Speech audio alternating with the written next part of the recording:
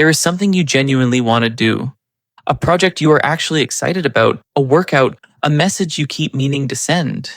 You want it, and yet, here you are, doing absolutely anything else. That is the strange part nobody explains. It is easy to understand putting off things you hate. But why do you put off the things you actually want? It is not laziness, and believe it or not, treating it like laziness is the exact reason you cannot stop. So in the next few minutes, I am going to show you what procrastination really is, why willpower and better planning never fix it, and the small shift that finally does. Let me start by ripping out the belief that is quietly keeping you stuck. Almost everyone thinks procrastination is a time management problem, or worse, a character flaw. You assume you are just lazy or undisciplined or weak, and that if you could only force yourself to be more organized, you would finally do the thing.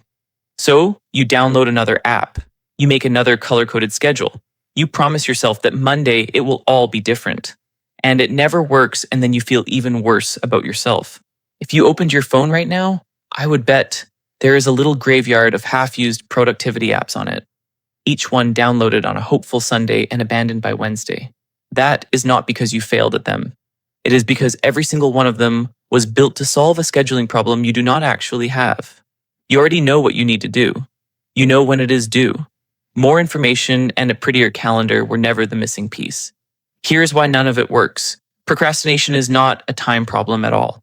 It is an emotion problem. You are not avoiding the task. You are avoiding a feeling the task gives you. And you cannot fix an emotional problem with a calendar. So here's the plan, because I want you to actually walk away able to do something with this. I am going to show you 3 things, in order. First, what procrastination actually is, the real machinery hiding under it. Second, why your brain is wired to fall for it every single time. And third, the one thing that quietly makes it so much worse, the thing you are almost certainly doing right now without realizing it. Then I will give you the actual fix, the one that works because it finally targets the real cause instead of the fake one. Let's start with what is really happening. The first thing to understand is that procrastination is mood repair. When you sit down to do the thing, your brain does a lightning fast check, and it picks up on some negative feeling attached to the task. Maybe the project feels overwhelming, and you do not know where to start. Maybe you are quietly afraid it will not be good enough. Maybe it is just boring, or it makes you feel anxious, or a little incompetent. Whatever it is, your brain registers that bad feeling and does what brains are built to do. It moves you away from it. And the fastest way to feel better right now is to go do something easier. So you check your phone, you clean the kitchen, you suddenly decide this is the perfect moment to reorganize your closet.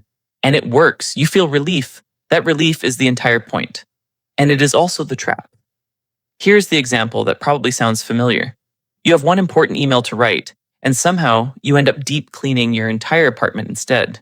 People laugh about this and call it productive procrastination. But look at what actually happened. The email made you feel a little anxious, so your brain steered you toward anything that did not. Cleaning felt good precisely because it was not the email. You were not being lazy. You were extremely active. You were just being active in the wrong direction on purpose to escape a feeling. I do this with writing constantly, which is a little embarrassing given what I do for a living. When I have something hard to write, my apartment has never been cleaner. The dishes get done. The fridge gets organized. I have alphabetized things no human should ever alphabetize, all to dodge the specific discomfort of staring at a blank page and feeling like I might not be good enough to fill it. And it helps to know which feelings actually trigger this, because it is rarely just boredom. The heavy ones are the self-worth feelings. A task that secretly whispers, am I good enough? Am I smart enough? Will people judge this? Is far more likely to get avoided than a task that is merely tedious. Which explains the exact paradox we started with. The reason you put off the things you care about most is that the things you care about are tied to your identity. Failing at them would actually hurt, so your brain guards them the hardest, and the cruel irony is that the more something matters to you, the more likely you are to avoid it. Here's the warning. The reason all of this matters so much. If procrastination is your brain running away from an emotion, then every piece of advice built around discipline and scheduling is aimed at the wrong target. Telling a procrastinator to just be more disciplined is like telling someone afraid of flying to just calm down. You are not fighting a lack of willpower, you are fighting a feeling. And the feeling keeps winning because you never even admitted it was there. And there is a second piece of wiring that makes the whole thing nearly impossible to resist in the moment. The second thing is that your brain massively overvalues right now. You have two systems roughly fighting over every decision. One is focused on the long term, your goals, your future, the person you want to become. The other is focused on this exact moment and how you feel inside it. And in a straight fight, the right now system almost always wins because it is older, faster, and a whole lot louder. So when the future reward is finishing your project and the immediate reward is the sweet relief of not starting it, your brain grabs the immediate one nearly every time. The future payoff is abstract and far away. The relief is available the second. There is a genuinely strange piece of research that explains part of this. When you imagine your future self, the version of you who has to deal with the consequences of today, your brain lights up almost the same way it does when you think about a complete stranger. Read that again. On some level, future you registers as a different person. So when you procrastinate, it does not really feel like you are hurting yourself. It feels like you are handing the problem off to some other guy who will deal with it later. The trouble is that other guy is you, sitting there next week, inheriting a pile of dread you quietly mailed to him. And the gap between those two selves is exactly where procrastination lives. Present, you collects all the relief and none of the cost. Future you gets all the cost and none of the say. It is the most lopsided deal you will ever make, and you keep signing it, because the part of your brain holding the pen genuinely does not feel related to the person who has to honor it. I literally hear myself do it.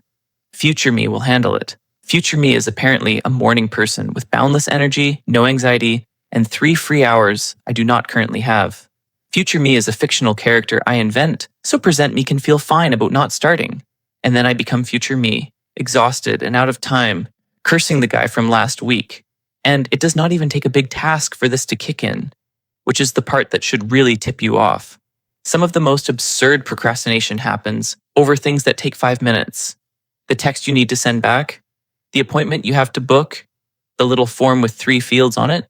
You carry it around in your head for 2 whole weeks, where it quietly taxes you every single day, dreading a thing that would have taken less time than deciding what to order for lunch. The size of the task and the size of the dread are almost completely unrelated. And that disconnect, right there, is the clearest proof you will ever get that this was never really about the work itself. Here's the warning on this one, and it is the one most people miss completely. Every single time you give in, you are not just losing that one round. You are teaching your brain that avoiding the task makes the bad feeling disappear. That is a reward, and rewarded behavior gets stronger. So procrastination is not some fixed personality trait you were born with. It is a habit you have been accidentally training, rep by rep, relief by relief. And it generalizes, which is the scary part. You start by avoiding hard tasks to dodge anxiety, and your brain slowly learns that avoidance is simply how you handle discomfort. Then it reaches for that same escape hatch for smaller and smaller things, until grabbing your phone the instant anything feels even slightly hard becomes your default reflex. You did not decide to become someone who avoids. You trained it one comfortable choice at a time. The good news buried in that is simple. A trained habit can be untrained. But first, we have to deal with the thing quietly pouring fuel on the entire fire. The third thing is the part almost nobody realizes they are doing, and it is the cruelest twist of all. The shame makes it worse. Think about how you talk to yourself right after you procrastinate. You call yourself lazy, pathetic. You list everything that is wrong with you, why you always do this, how you're going to ruin everything. It feels like accountability, like being tough, like lighting a fire under yourself. But watch what it actually does. You procrastinate to escape a negative feeling attached to a task. So when you pile shame, guilt, and self-loathing on top, you have just made that task feel even worse. You have welded more dread onto it. And what does your brain do with a task that now feels even more painful to approach? It avoids it even harder. You have built a perfect closed loop. Avoid the task. Feel like garbage about it, which makes the task scarier, which makes you avoid it more, which gives you more to feel like garbage about. I watched a version of this nearly swallow a friend of mine in grad school. He fell a little behind on one thesis chapter, felt awful about it, and that awful feeling made opening the document unbearable, so he avoided it more, which put him further behind, which made him feel even worse. The work itself was never the monster. The shame was. By the end, he was not avoiding a chapter at all. He was avoiding an entire tower of self-judgment he had stacked on top of the chapter, and it nearly cost him the whole degree. The research on this is honestly a little beautiful. Studies have found that people who forgive themselves for procrastinating actually procrastinate less the next time. Not more, less. In one study, students who let themselves off the hook for cramming before one exam went on to procrastinate significantly less before the next one. The self-punishment we are convinced is holding us accountable is the very thing keeping us trapped. It works in reverse because self-compassion does something self-criticism never can. It lowers the emotional temperature of the task. When you are not terrified of how harshly you will judge yourself for doing it imperfectly, the task gets lighter. And a lighter task is one your brain is actually willing to walk toward. Being kind to yourself is not soft. It is, strangely, the more effective performance strategy. And here's the warning I really want you to hear. If you walk away from this video and your one takeaway is a fresh reason to beat yourself up, you will have made your procrastination worse, not better. The shame is not the cure. The shame is part of the disease. So let me pull this together. Because once you see all three pieces, the fix becomes obvious. You learn that procrastination is not laziness or bad time management. It is your brain running from a negative feeling attached to a task, usually a feeling about your own worth. You learn that your brain grabs the immediate relief. Because right now always shouts louder than later, and because future you barely registers as you at all. And you learn that shaming yourself does not fix it, it deepens it by stacking even more bad feeling onto the very thing you are avoiding. 3 pieces, 1 machine. So here is the actual fix. And it works because it finally aims at the real cause. There are 3 moves, and notice that none of them are about forcing yourself harder. The first is to name the feeling. The next time you catch yourself avoiding something you care about, stop and ask, what is the feeling here? Am I overwhelmed? Anxious? Bored?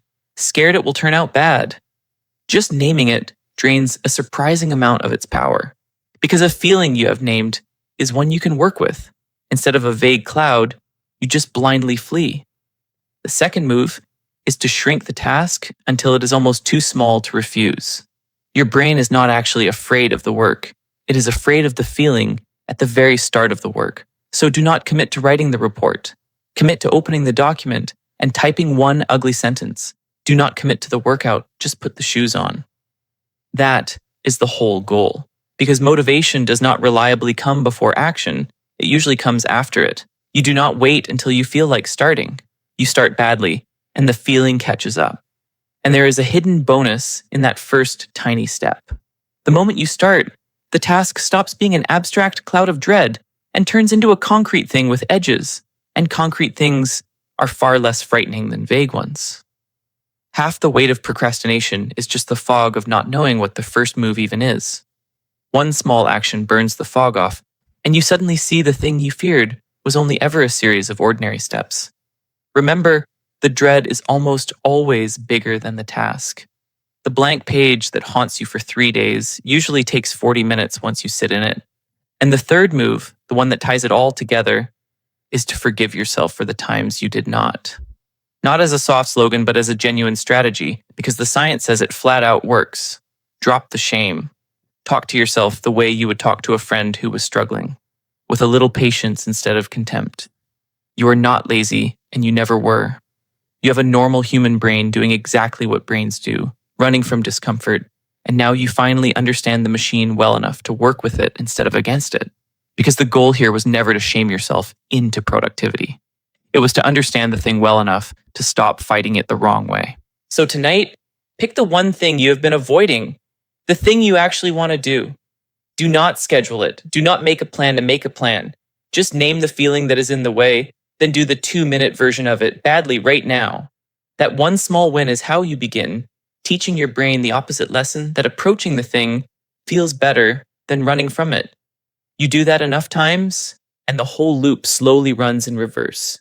It will not feel like some dramatic transformation, by the way. It will feel like a series of small, unimpressive, slightly awkward starts. That is exactly what real progress looks like underneath all the noise. And it is a great deal more than the version of you who waited for the perfect motivated moment ever managed to do. So tell me down in the comments, because I am genuinely curious, and almost certainly guilty of it myself right now. What is the thing you most want to do that you are somehow avoiding the hardest? Name it below. That is literally step one, and you can do it without even getting up. And if you want to understand more of the quiet machinery running you from behind the scenes, go watch the one on why you cannot stop scrolling, because it is the same brain reaching for the same easy relief, just pointed at a different screen. I'll see you over there.